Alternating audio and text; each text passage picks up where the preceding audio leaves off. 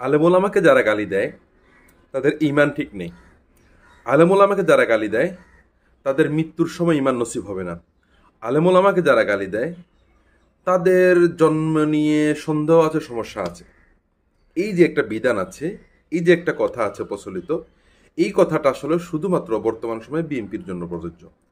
BNP যদি আলেম ওলামাকে যদি গালি দেয় তাহলে তার ঈমান নাই, তার জন্মের সমস্যা আছে, মৃত্যুর সময় কালিমা নসিব হবে না।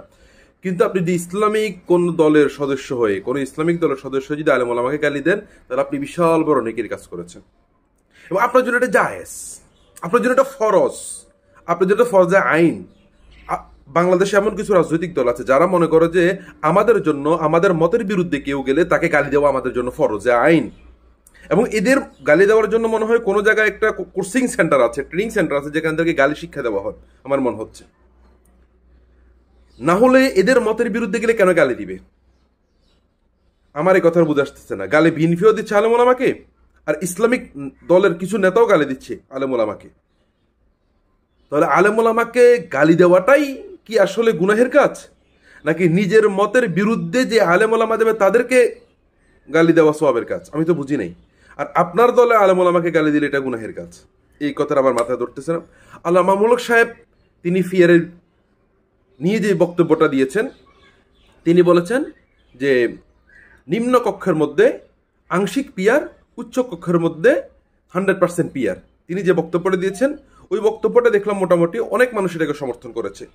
এই বক্তব্যটা দেওয়ার পরে মামুনুল সাহেবকে যেই পরিমাণ গালাগালি শুরু করে দিয়েছে, মামুনুল সাহেবকে যেই পরিমাণ কটু মন্তব্য শুরু করে দিয়েছে, আমার মনে হচ্ছে যে এই যে তারা যেটা বলে যে আলেম ওলামাকে গালি দিলে ঈমান থাকবে না, আলেম ওলামাকে গালি দিলে আপনার তার চরিত্র নষ্ট হয়ে যায়, তার এই মায়ের চরিত্র খারাপ ছিল, হ্যাঁ, এই যে বক্তব্যগুলো আমার মনে হয় শুধুমাত্র তাদের দলের নেতাদেরকে গালি দিলে এই বিধান।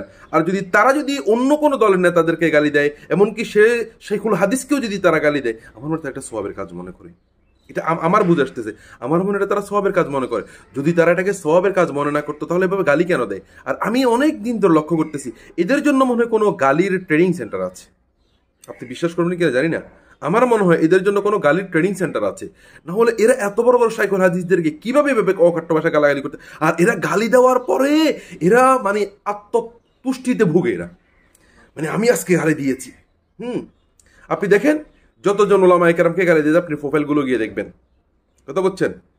যদি কোনো ইসলামিক দলের হয়ে থাকে, কোনো ইসলামিক দলের কেউ যদি গালি দিয়েছে, তাহলে আপনি দেখবেন সেটা নির্দিষ্ট একটা কোনো দলের। আর এদের গালি দেওয়ার প্যাটার্নগুলো অনেক সেম, কথা বলছেন। তো এই জন্য আমার মনে হয় কোনো গালি দেওয়ার ট্রেনিং সেন্টার আছে, এদেরকে হয়তো কোথাও ট্রেনিং দেওয়া হয় যে তোমরা গালি দিবা, এভাবে দিবা।